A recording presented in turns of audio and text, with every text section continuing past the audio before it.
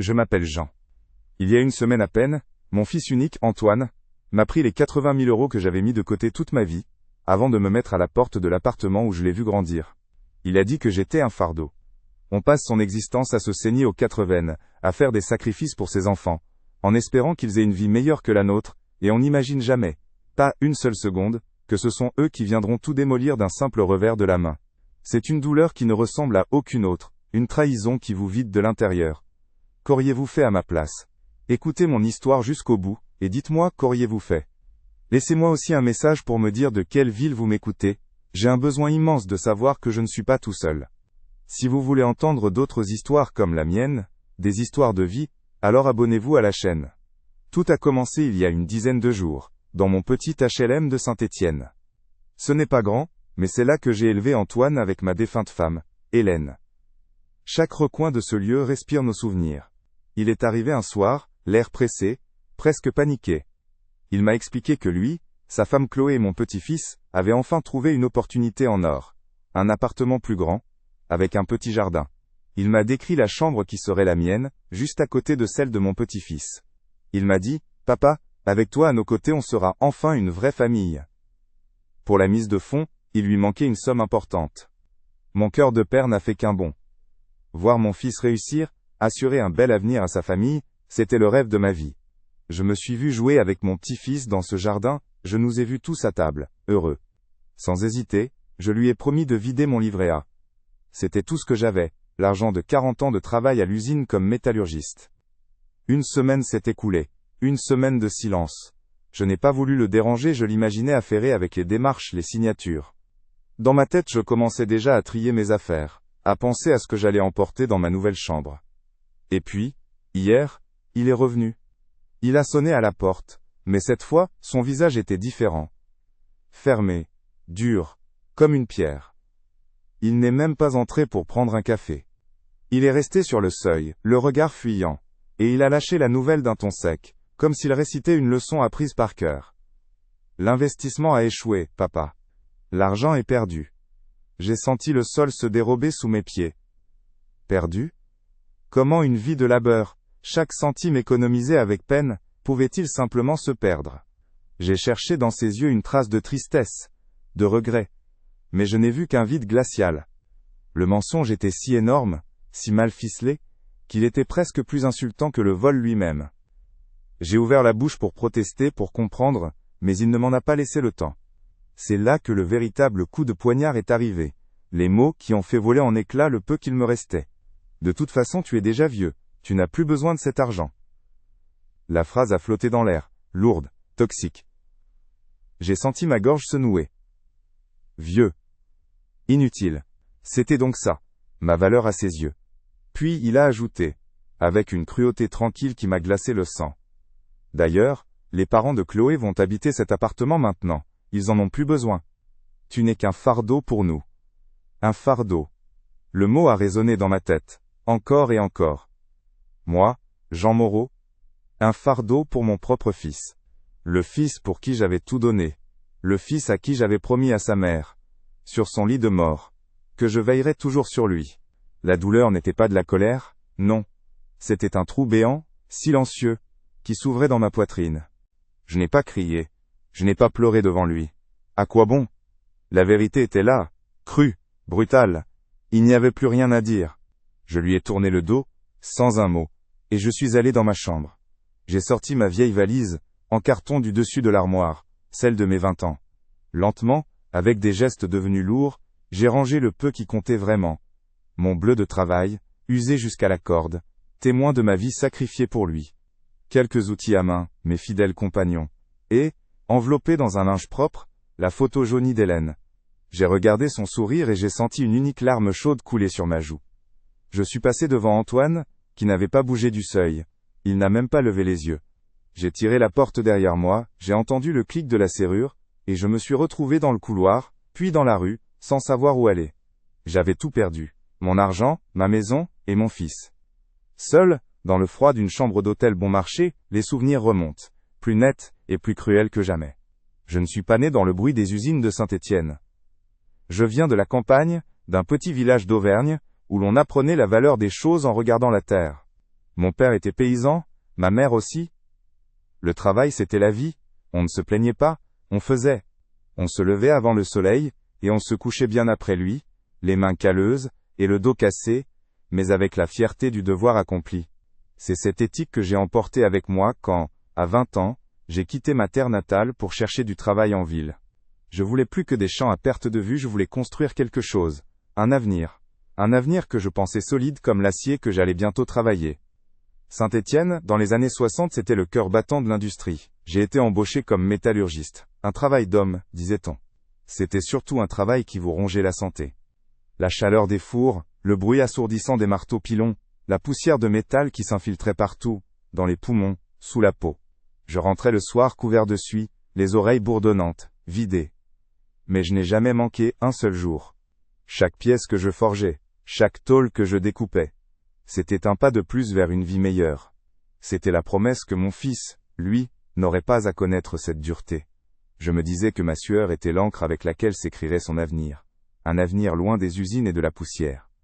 Je travaillais sans relâche, mais ma vie n'était pas que labeur. Elle a été illuminée le jour où j'ai rencontré Hélène.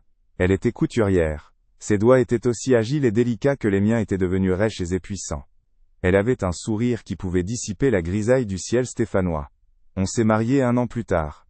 Avec elle, le petit appartement de l'HLM est devenu un palais. Elle y a mis des couleurs, des rires, de la chaleur. Elle comprenait mes silences, ma fatigue. Elle ne me demandait jamais de me plaindre, elle posait simplement sa main sur mon épaule, et toute la dureté de la journée s'envolait. Hélène, c'était mon port d'attache, mon ancre dans un monde de bruit et de fureur. C'est elle qui m'a appris que la vraie richesse, ce n'était pas l'argent, mais l'amour qu'on se portait. Puis Antoine est arrivé, un petit miracle dans nos vies simples. Je me souviens du jour de sa naissance, comme si c'était hier. Tenir ce petit être dans mes bras, si fragile, a donné un sens nouveau à tout. Chaque heure passée à l'usine, chaque goutte de sueur, c'était pour lui. Je voulais qu'il ait tout ce que je n'avais pas eu. Je me souviens encore de la fierté dans ses yeux quand je lui ai offert son premier vrai jouet, une petite voiture en métal rouge. J'avais économisé pendant 3 mois pour la lui acheter. Il l'a gardée pendant des années, dormant même avec. Pour moi, cette petite voiture, c'était le symbole de toutes mes promesses. Je lui offrirais le monde, même si je devais le construire de mes propres mains. Antoine grandissait, et avec lui nos espoirs. Il était intelligent, curieux. Hélène et moi, nous nous sommes jurés qu'il ferait des études. À l'usine, quand les autres allaient boire un verre après le travail, je prenais des quarts de nuit supplémentaires. La fatigue me rongeait, mes yeux me brûlaient, mais je pensais à Antoine, à son avenir. Je le voyais en blouse blanche, ou avec une mallette d'avocat, n'importe quoi, pourvu qu'il ne respire jamais la poussière de l'usine. Grâce à ces heures volées à mon sommeil et à ma santé, il a pu intégrer une bonne université à Lyon. J'étais l'homme le plus fier du monde le jour où il est parti. Je lui avais donné les ailes pour s'envoler, sans réaliser qu'un jour il volerait trop loin de moi. Les sacrifices ne se sont pas arrêtés là. Quand il a décidé de se marier avec Chloé, il voulait une belle fête. Une fête digne de sa nouvelle vie, de sa nouvelle famille. Il n'avait pas les moyens, bien sûr. De mon côté, je mettais de l'argent de côté depuis des années pour enfin changer ma vieille voiture qui menaçait de rendre l'âme à chaque démarrage. J'ai regardé mon livret d'épargne, j'ai regardé la photo de mon fils, et le choix était vite fait. La voiture pouvait bien attendre. Le bonheur de mon fils, lui, ne le pouvait pas. Je leur ai donné l'argent, en leur disant que c'était mon cadeau de mariage. J'ai continué à rouler avec ma vieille guimbarde, mais mon cœur était léger. Le voir si heureux ce jour-là, ça valait toutes les voitures du monde. Hélène était si fière de lui. Elle le couvait du regard, voyant en lui l'homme que nous avions rêvé de voir grandir. Mais la maladie est venue frapper à notre porte, sans prévenir. Un cancer, fulgurant, qui l'a emporté en moins d'1 an. Ces mois ont été les plus sombres de ma vie. Je travaillais le jour, je veillais sur elle la nuit. Je voyais la vie la quitter peu à peu, et une partie de moi mourait avec elle. L'appartement est devenu silencieux, froid. Antoine venait nous voir, mais il était déjà dans son propre monde, avec sa femme, ses projets. Il était triste, bien sûr, mais la vie continuait pour lui. Pour moi, elle s'arrêtait. Sur son lit de mort, Hélène m'a fait faire une promesse. Sa voix n'était plus qu'un murmure, mais ses mots sont gravés dans ma mémoire à tout jamais. Elle a pris ma main et m'a dit « Jean, promets-moi. Veille sur notre garçon. Assure-toi qu'il devienne un homme bien, un homme bon. Ne le laisse jamais seul. » J'ai hoché la tête, la gorge si serrée que je ne pouvais pas parler. J'ai juré, sur ce que j'avais de plus cher au monde, que je tiendrais cette promesse, que je serais toujours là pour Antoine, quoi qu'il arrive. Je pensais que c'était une promesse sacrée, une dette d'honneur envers la femme de ma vie. Je n'imaginais pas que c'est mon propre fils qui la piétinerait. Après la mort d'Hélène, un vide immense s'est installé. L'appartement était trop grand, trop silencieux. Mon seul réconfort, c'était Antoine. Tout l'amour que j'avais pour ma femme, je l'ai reporté sur lui. Je m'assurais qu'il ne manque de rien. Je l'appelais souvent, peut-être trop. J'avais besoin de savoir qu'il allait bien, que la promesse faite à Hélène était tenue. Il était devenu le centre de mon univers. Chaque décision, chaque euro économisé, c'était pour lui, pour sa sécurité, pour son bonheur. Je vivais par procuration à travers sa réussite. C'était mon unique raison de continuer à me lever le matin. Cette dévotion totale, je le vois maintenant, était peut-être ma plus grande erreur. Elle m'a rendu aveugle. Quand il s'est marié avec Chloé, j'étais heureux pour lui. Je pensais qu'il avait trouvé son Hélène, mais Chloé n'était pas comme ma femme. Elle venait d'un milieu différent, plus aisé, et elle me regardait de haut. Pour elle, j'étais le père ouvrier, une relique d'un passé un peu honteux. Je le sentais dans ses regards, dans sa manière de me parler avec une politesse forcée. Antoine, pour lui plaire, a commencé à prendre ses distances. Les visites se sont espacées. Mes appels restaient souvent sans réponse. Il était gêné par mes mains d'ouvrier, par mon appartement modeste, par l'homme que j'étais, l'homme qui lui avait pourtant tout donné. La naissance de mon petit-fils, qui porte mon nom, a été une lueur d'espoir. Je me suis dit que cela allait nous rapprocher, que les liens du sang seraient plus forts que tout. Au début, c'était le cas. Je passais le voir, je le prenais dans mes bras, et je revoyais Antoine bébé. Mais Chloé veillait au grain. Très vite, les excuses ont commencé. Ne dérange pas grand-père, il est fatigué. Non, Jean ne peut pas le garder, il n'a pas l'habitude. Lentement, insidieusement, on m'a écarté de sa vie, comme si j'étais une mauvaise influence, un souvenir encombrant qu'il fallait mettre au grenier. Puis sont venus les oublis. Mon anniversaire de 70 ans, personne n'a appelé. J'ai attendu toute la journée, le téléphone silencieux.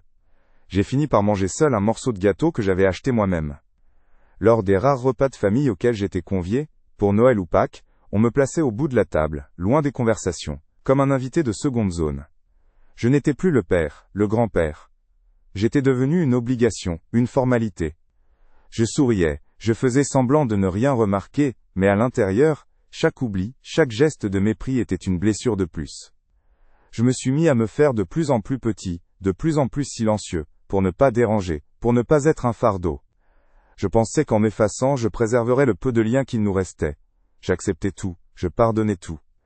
Je mettais ça sur le compte de la vie moderne, du stress, du manque de temps. Je trouvais des excuses à mon propre fils, pour son indifférence grandissante. Je me mentais à moi-même, parce que la vérité était trop douloureuse à admettre. Mon fils avait honte de moi. Il me voyait comme un poids, un vestige d'un monde, qu'il voulait désespérément fuir. Le souvenir de la promesse faite à Hélène me hantait. Avais-je failli? En le laissant s'éloigner, en ne lui disant jamais ce que je ressentais, avais-je trahi ma femme? Je me disais que non, qu'être un bon père, c'était aussi savoir s'effacer pour laisser son enfant vivre sa propre vie. Je me répétais qu'il m'aimait toujours, à sa manière, et que s'il avait un jour vraiment besoin de moi, il saurait où me trouver. J'étais son père, son roc. J'étais là, en réserve, prêt à tout donner si nécessaire. C'est cette certitude idiote, cette confiance aveugle, qui m'a conduit tout droit à la ruine. Toute ma vie j'ai tout donné sans rien demander en retour, mon temps, ma santé, mon argent. Chaque sacrifice était fait avec amour, avec la conviction que je construisais quelque chose de durable, une famille unie, un fils reconnaissant. Je me suis trompé sur toute la ligne. Le métal que je travaillais à l'usine était plus tendre que le cœur de mon propre enfant. Je revois son visage il y a quelques jours quand il est venu me demander mes économies. Il y avait de la pitié dans ses yeux, mais aussi de l'impatience. La pitié de celui qui s'apprête à abattre un vieil animal devenu inutile. Et moi, pauvre imbécile, j'ai vu dans son regard non pas la cupidité mais un appel à l'aide. J'ai cru qu'il me demandait de l'aide en tant que père, en tant que pilier de la famille. J'ai cru que c'était l'occasion de prouver, une dernière fois, que j'étais là pour lui, que la promesse faite à Hélène était toujours vivante. Je lui ai tout donné, le fruit de 40 ans de labeur, sans une seconde d'hésitation. En réalité, je ne faisais que lui donner le couteau avec lequel il allait me poignarder dans le dos, et me jeter à la rue. Sans un regard en arrière. La trahison n'a pas commencé hier. Elle a été un long et lent poison, distillé année après année. Dans le fond, cette trahison ne s'est pas faite en un jour. Ce fut une lente érosion, comme l'eau qui goutte sur une pierre, finissant par la fendre en deux. Tout a vraiment changé après le mariage d'Antoine avec Chloé. Au début, je ne voyais rien de mal. Mon fils était heureux, c'était tout ce qui comptait. Mais petit à petit, son langage a changé. Il a commencé à utiliser des mots qui n'étaient pas les siens, des expressions que j'entendais dans la bouche de sa belle famille. Il parlait d'opportunités, de mes statut social, de mes cercles d'influence. Des mots qui sonnaient creux dans mon petit appartement d'ouvrier, des mots qui créaient une distance invisible, mais bien réelle entre nous. Il ne parlait plus de bonheur, mais de réussite. Et dans sa nouvelle définition de la réussite, il n'y avait plus beaucoup de place pour son vieux père. Chloé n'a jamais été ouvertement méchante. C'était plus pernicieux que ça. C'était une politesse glaciale, un sourire qui n'atteignait jamais ses yeux. Elle me servait le café dans la plus belle tasse, mais d'un air qui disait « Ne la cassez pas, elle a coûté cher ». Lors des premiers dîners chez eux, j'essayais de participer, de raconter mes histoires de l'usine, les anecdotes qui faisaient tant rire Hélène. Mais je voyais bien que cela les mettait mal à l'aise. Les parents de Chloé, des gens qui n'avaient jamais eu de la suie sous les ongles, me regardaient avec un mélange de pitié et de mépris. J'étais le simple ouvrier, le père un peu rustre dont Antoine devait avoir un peu honte. Et mon fils, au lieu de me défendre, baissait les yeux, pressé de changer de sujet. J'ai commencé à comprendre que ma présence était une tache sur leur tableau parfait. Alors j'ai commencé à m'effacer. Je parlais moins, je restais plus silencieux. Je me contentais d'observer, espérant qu'en me faisant discret, on m'accepterait. Je me souviens d'un dimanche où Antoine m'a dit, presque en s'excusant, « Papa, on a des amis qui viennent dîner ce soir, des gens importants pour mon travail. Tu comprends, ce n'est peut-être pas le meilleur moment. » Je n'ai rien dit, j'ai hoché la tête. J'ai compris. Je n'étais pas assez important. Ce soir-là, j'ai mangé ma soupe seule, dans le silence de mon appartement, en imaginant les rires et les conversations de l'autre côté de la ville. Une conversation dont j'étais exclu. La naissance de mon petit-fils, Jean, comme moi, a été une bouffée d'air frais. J'ai cru que tout allait changer, que ce petit être allait ressouder nos liens. Au début, j'avais le droit de le prendre dans mes bras, de sentir sa chaleur contre moi. C'était un bonheur immense, presque douloureux. Mais Chloé était toujours là, à surveiller. « Attention papa, tes mains sont peut-être un peu rudes pour sa peau, » disait-elle avec son faux sourire. Ou encore, « Ne le secoue pas comme ça, tu n'as plus l'habitude. » Chaque remarque était une petite piqûre, une façon de me dire que je n'étais pas compétent, que j'étais un vieil homme dépassé. Lentement on m'a retiré le droit d'être un grand-père. Les visites se sont espacées, les excuses, elles, se sont multipliées. Le petit est malade, il fait ses dents, il a un emploi du temps très chargé. Un emploi du temps. Pour un bébé de 2 ans, je n'étais pas dupe. Je voyais bien sur les photos qu'ils publiaient sur Internet qu'ils allaient voir les autres grands-parents, ceux du côté de Chloé. Eux avaient le droit de le garder pour le week-end, de l'emmener au parc. Moi je devais me contenter de quelques photos et de visites chronométrées, sous haute surveillance. Mon petit-fils, qui portait mon nom, apprenait à me voir comme un étranger, un vieil homme qu'on salue poliment, avant de vite retourner jouer ailleurs. Puis est arrivé le jour de mes 70 ans, un cap important. J'avais naïvement espéré un appel, peut-être une petite visite surprise. J'ai attendu toute la journée, le cœur serré, à côté du téléphone. Il n'a jamais sonné. Le soir, la solitude est devenue trop lourde.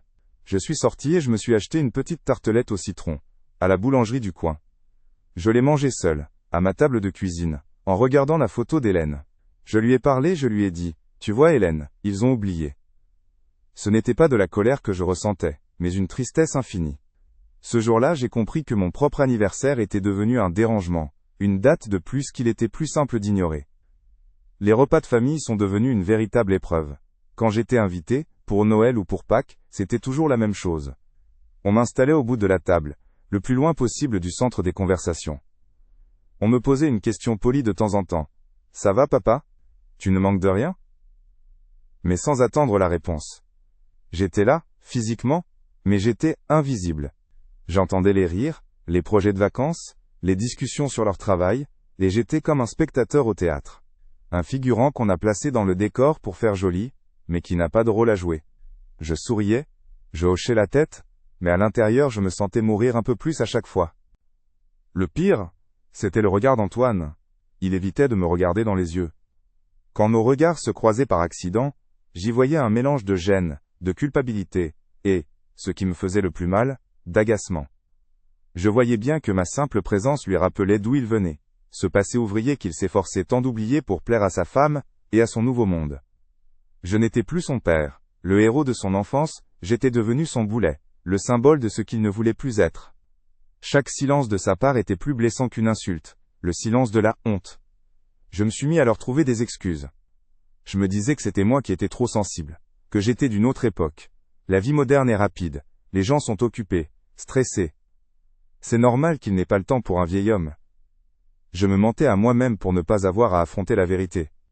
La vérité, c'est que j'étais devenu encombrant.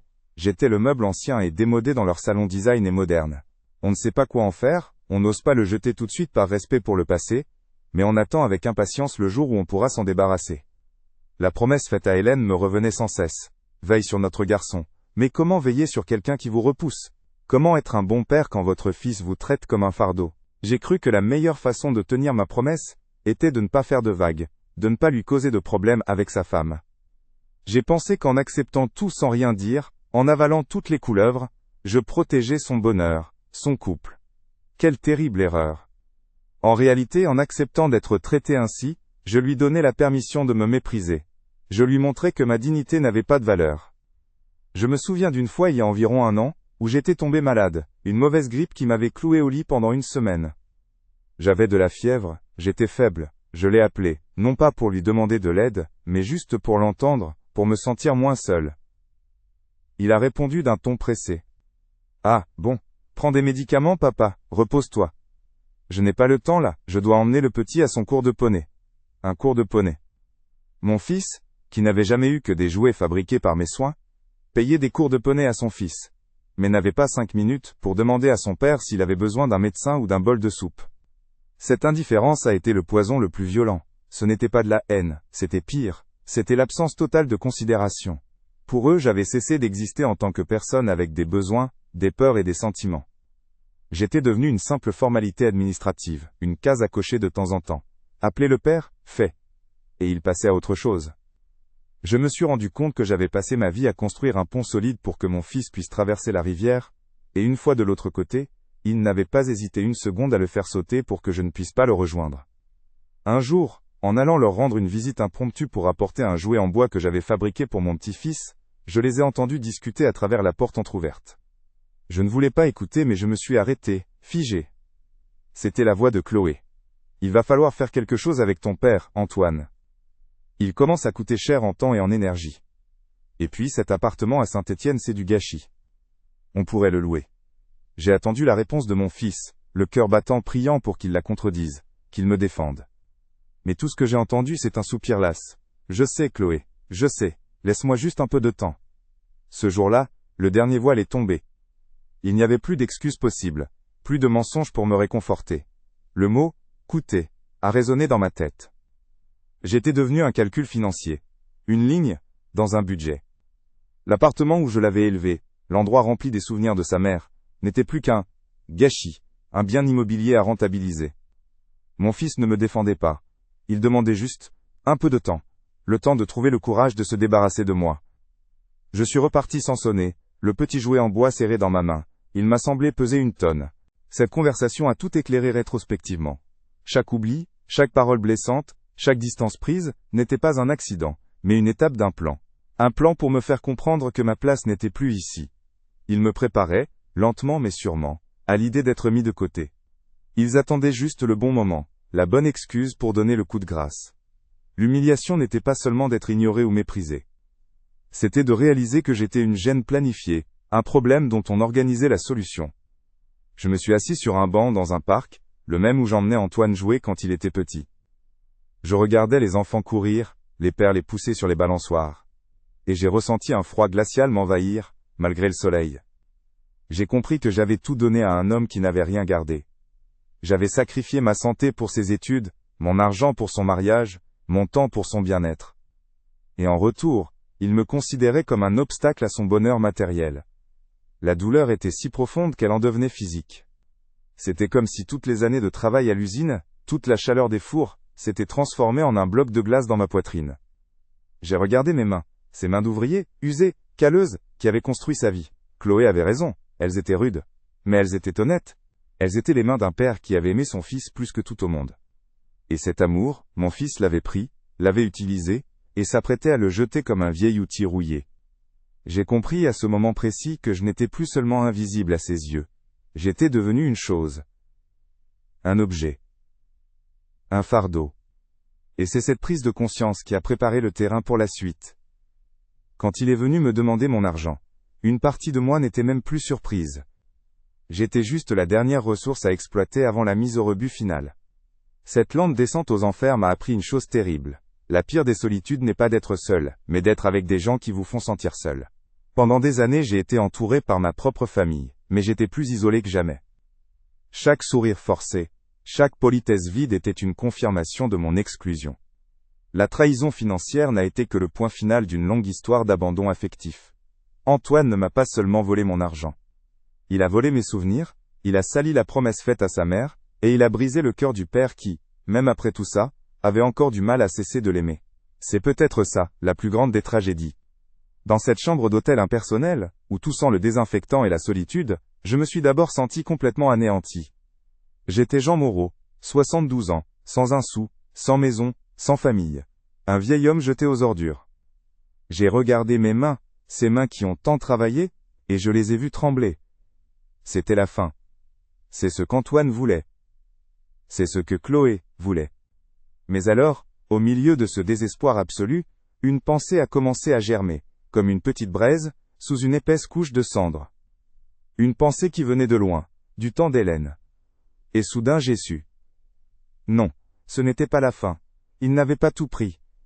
Il n'avait même pas pris l'essentiel. Mon fils et sa femme me voyaient comme un simplet. Un vieux métallurgiste, bon à passer sa vie dans le bruit et la poussière, un homme qui ne comprenait rien au monde moderne, à l'argent, aux opportunités. Pour eux j'étais une relique, un esprit simple qui avait économisé sou après sou, sans aucune intelligence financière. Ils me regardaient avec cette condescendance polie de ceux qui se croient plus malins. Leur plus grande erreur, leur monumentale erreur, a été de me sous-estimer. Ils ont jugé le vieil arbre à son écorce rugueuse, sans jamais soupçonner la force de ses racines, profondément ancrées dans une terre qu'ils n'ont jamais pris la peine de connaître. Ma vie ne s'est pas limitée à la chaleur des fours de l'usine. Ça, c'était mon gagne-pain, le labeur qui a payé les études de mon fils. Mais il y avait un autre Jean. Un Jean secret, que seule Hélène et quelques rares initiés connaissaient. Quand je quittais l'usine, couvert de suie, je ne rentrais pas toujours directement à la maison. Je passais des heures dans mon petit atelier, un garage que j'avais aménagé au fil des ans. Là il n'y avait pas le fracas du métal, mais le silence respectueux du bois. Je n'étais plus métallurgiste. J'étais ébéniste. Et dans cet art j'avais trouvé non seulement une passion mais une seconde vie. L'ébénisterie était mon refuge, mon équilibre. Le contact avec le bois, son odeur, la patience qu'il exige, tout cela me lavait de la brutalité de l'usine. Je travaillais les essences les plus nobles. Le chêne, le noyer, le merisier. Chaque meuble que je créais était unique, une pièce d'artisanat faite avec une précision et un amour que l'industrie ignore. C'était un dialogue silencieux entre mes mains et la matière. Cette passion je ne l'ai jamais criée sur les toits. C'était mon jardin secret, un monde de beauté et de calme que je protégeais de la vulgarité extérieure. Un monde où j'étais plus qu'un simple ouvrier. Tout a commencé par hasard. Le directeur de mon usine, un homme qui appréciait les belles choses, a vu une petite commode que j'avais fabriquée pour la chambre d'Antoine. Il a été stupéfait par la qualité du travail. Il m'en a commandé une pour lui, puis une bibliothèque. Discrètement il m'a présenté à certains de ses amis, des industriels, des médecins, des notables de la région. Des gens qui avaient les moyens et le goût pour des pièces uniques, faites à la main. Les commandes ont commencé à affluer, toujours par le bouche à oreille. Je travaillais le soir, les week-ends, en secret. Mon nom circulait dans un cercle très fermé, comme un secret bien gardé. L'argent de ces commandes était conséquent. Bien plus que ce que je gagnais en 35 heures à l'usine. Mais je n'ai jamais changé mon train de vie. J'ai gardé mon HLM, ma vieille voiture, mes vêtements simples. Antoine n'a jamais rien su. Pour lui j'étais, et je suis resté le père ouvrier qui comptait ses sous. Cet argent je ne le touchais pas. Il n'était pas pour moi. Il était pour autre chose, pour un projet plus grand, une promesse que j'avais faite à la seule personne qui partageait mon secret. Ma femme, Hélène. Hélène, avec son bon sens paysan et son intuition formidable, a tout de suite compris. Elle m'a dit un soir, alors que je comptais une somme importante sur la table de la cuisine. Jean, cet argent est une bénédiction, mais aussi un danger. Il ne doit pas nous changer. Il ne doit pas rendre notre fils paresseux ou cupide. C'est notre réserve, notre forteresse. C'est l'héritage que tu lui construis, mais il ne devra le toucher que lorsqu'il sera un homme, un vrai. Elle avait vu juste. Comme toujours. Elle avait senti le danger avant même qu'il n'existe. Nous avons fait un pacte, elle et moi. L'argent de l'usine servirait à vivre, à élever notre fils, à payer ses études, son mariage. C'était l'argent du quotidien. L'argent du bois, lui, serait la réserve intouchable. Notre véritable legs. Il était destiné à Antoine, oui, mais comme un filet de sécurité ultime, une fois que nous ne serions plus là. C'était la garantie qu'il ne manquerait jamais de rien, mais aussi un test. Nous espérions qu'il le recevrait en homme mûr et responsable, et non en enfant gâté. La vie en a décidé autrement. Hélène se méfiait des banques. Le papier, ça peut brûler, les chiffres sur un compte, ça peut disparaître, disait-elle. Elle lisait tout, s'informait. Elle avait vu comment la ville s'étendait, comment les champs d'hier devenaient les quartiers de demain. Qui compte-tu ? Sur son conseil, j'ai commencé à acheter des terres. Pas des grands domaines, mais des parcelles agricoles en périphérie de Saint-Étienne. Des terrains que personne ne voulait à l'époque. Les agriculteurs vendaient pour une bouchée de pain pour partir à la retraite. J'ai acheté plusieurs hectares comme ça, au fil des ans, avec l'argent de mes meubles. Des actes notariés, bien réels, rangés dans un coffre. Pour le reste de l'argent liquide, Hélène avait une autre idée, une idée de ses grands-parents qui avaient tout perdu pendant la guerre. De l'or. Pas des actions ou des obligations, mais du métal physique, tangible. Des pièces d'or, des Napoléons, des louis d'or. Nous les achetions discrètement, une par une, chez un numismate de confiance à Lyon. C'était notre trésor, à l'abri de l'inflation, des crises, des faillites bancaires. Une fortune silencieuse qui dormait, attendant son heure. Une richesse que l'on pouvait tenir dans la paume de sa main. Et où cacher un tel trésor ? Certainement pas dans une banque. Je lui ai fabriqué une cachette digne de ce nom. Une magnifique commode en merisier, l'une de mes plus belles créations, qui a trôné pendant des années dans notre chambre. À l'intérieur, derrière un double fond que j'avais conçu avec une ingéniosité d'horloger, se trouvait un compartiment secret. Invisible, indétectable pour quiconque n'en connaissait pas le mécanisme. C'est là que nos pièces d'or reposent encore, enveloppées dans du velours, témoins silencieux de notre promesse et de notre prudence. Les 80 000 € qu'Antoine m'a volés, c'était l'argent de mon livret A, mes économies officielles, le fruit de ma retraite, de petites privations. C'était l'appât. La partie visible de l'iceberg. Le véritable héritage, celui qu'il a méprisé sans même connaître son existence, est d'une toute autre ampleur. Les terrains que j'ai achetés pour presque rien, se trouvent aujourd'hui au cœur d'une nouvelle zone d'expansion économique. Un promoteur immobilier m'a contacté discrètement il y a 2 ans, me proposant une somme qui m'a fait tourner la tête. Aujourd'hui, leur valeur dépasse plusieurs millions d'euros. Quant à l'or, il représente une fortune considérable à lui seul. Mon fils et sa femme ont vu ce qu'ils voulaient voir. Un vieil homme usé, vivant modestement dans un logement social. Ils ont conclu que j'étais pauvre et ignorant. Leur arrogance, leur certitude d'être plus intelligents, les a rendus complètement aveugles. Ils n'ont jamais pensé à demander, à regarder, à comprendre. Pourquoi cet homme qui pouvait créer de telles merveilles de ses mains vivait-il si simplement ? La question ne leur a même pas effleuré l'esprit. Ils étaient trop occupés à calculer ce qu'ils pouvaient me prendre, sans imaginer une seule seconde ce qu'ils étaient en train de perdre. L'ironie de la situation est d'une cruauté presque poétique. Ils m'ont humilié, trahi et jeté dehors pour une somme qui leur paraissait énorme, le trésor d'une vie. En réalité, ils ont échangé une fortune colossale contre des vacances de luxe et une voiture pour leurs beaux-parents. Ils ont vendu leur père, leur honneur et leur avenir pour une poignée de miettes. Ils m'ont appelé un fardeau, mais ce fardeau était assis sur la montagne d'or, qu'ils ne verront jamais. Ils ont scié la branche sur laquelle ils étaient assis, sans même s'en rendre compte. Alors non, ici dans cette chambre sordide, je ne suis pas un homme fini. La douleur de la trahison est là, vive, insupportable. Mais elle n'est plus seule. À ses côtés, il y a maintenant une force froide et tranquille. La force de celui qui sait. Ils pensaient me dépouiller, mais ils n'ont fait que se dépouiller eux-mêmes. Ils pensaient me mettre à genoux, mais ils n'ont fait que me donner la raison d'agir. Ils ont sous-estimé le vieil ouvrier. Ils ont sous-estimé le paysan monté à la ville. Et surtout, ils ont oublié que le bois le plus dur est souvent celui qui a le plus subi les intempéries. La promesse faite à Hélène a été rompue. Mais ce n'est pas moi qui l'ai rompue. L'héritage était destiné à un homme bon, notre fils. Cet homme n'existe plus. Ou peut-être n'a-t-il jamais existé. L'argent du bois, le fruit de mon art et de la sagesse d'Hélène, ne sera donc pas souillé par la cupidité et l'ingratitude. Il doit servir une cause plus noble. Il doit honorer la mémoire de ma femme d'une manière qu'elle aurait approuvée. Un nouveau plan prend forme dans mon esprit. Ce ne sera pas une vengeance. Ce sera un acte de justice. Un acte qui redonnera un sens à ma vie et à mon travail, et qui laissera Antoine seul face au désert qu'il a lui-même créé. Le lendemain matin, j'ai quitté cette chambre d'hôtel sans un regard en arrière. La tristesse était toujours là, comme une vieille douleur dans le dos. Mais elle n'était plus paralysante. Elle était devenue un carburant. Je ne suis pas retourné à Saint-Étienne. Je suis monté dans le premier train pour Clermont-Ferrand. Puis j'ai pris un car qui m'a ramené dans mon village natal, en Auvergne. Là, rien n'avait vraiment changé. L'air était plus pur, le silence plus doux.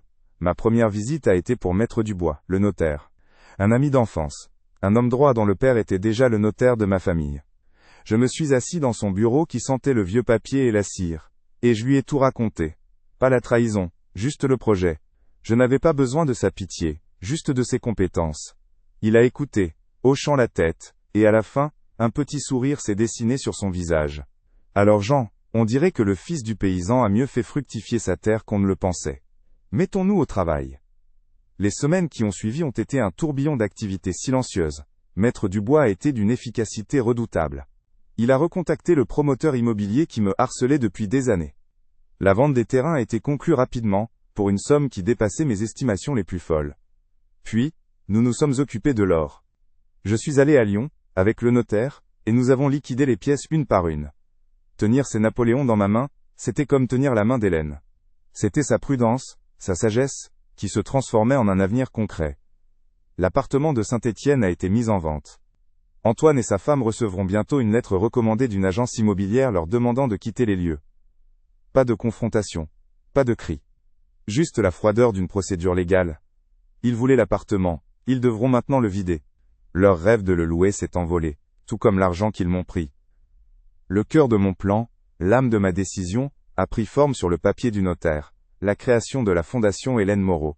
Le nom de ma femme, gravé pour l'éternité, non sur une pierre tombale, mais sur le fronton d'un projet vivant. Le but de la Fondation est simple. Construire et gérer un petit EHPAD ici, dans notre village.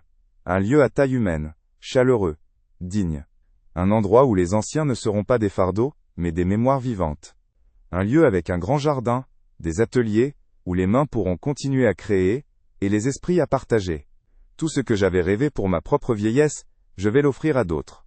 L'argent du bois, fruit de mon art secret, ne servira pas à payer des vacances de luxe à des ingrats. Il servira à bâtir un refuge. C'est la seule façon de rendre justice à Hélène, et à la promesse que je lui ai faite. Je ne chercherai jamais à revoir Antoine. Je ne lui écrirai pas, je ne l'appellerai pas. Ma justice sera mon silence. La véritable punition ne viendra pas de moi. Elle viendra de lui-même, le jour où il comprendra. Peut-être quand il recevra l'avis d'expulsion. Peut-être des années plus tard en lisant un article de journal sur cette nouvelle fondation qui porte le nom de sa mère. Il fera le calcul. Il comprendra que pour une voiture et quelques semaines au soleil pour ses beaux-parents, il a renoncé à une fortune, mais surtout, à l'honneur de sa famille. Il devra vivre avec cette vérité, il a tout jeté par la fenêtre, non par erreur, mais par pure cupidité et mépris. Il vivra le reste de sa vie, avec le fantôme de ce qu'il aurait pu être, et de ce qu'il a perdu. Il est seul, maintenant, face au désert qu'il a créé. Aujourd'hui, je suis retourné vivre dans la petite maison de mes parents, ici en Auvergne. Je supervise les premiers plans de la construction avec l'architecte. Mes mains ne tremblent plus. Elles tiennent des plans, elles désignent des emplacements, elles redeviennent des mains de bâtisseur. J'ai passé ma vie à travailler le métal et le bois. Maintenant, je construis un avenir fait de dignité et de respect. Je ne suis pas un fardeau. Je suis le fondateur. Mon fils a voulu mon argent, mais il n'a jamais compris où se trouvait la véritable richesse. Elle n'était pas dans l'or, ni dans les terrains. Elle était dans le travail honnête, dans l'amour d'une femme bonne, et dans la fierté de se regarder dans le miroir chaque matin. Ce trésor-là, il ne pouvait pas me le voler. Il ne l'aura jamais. Et moi, Jean Moreau, je suis enfin en paix, car je sais que ma vie, jusqu'au dernier jour, aura servi à quelque chose de bien.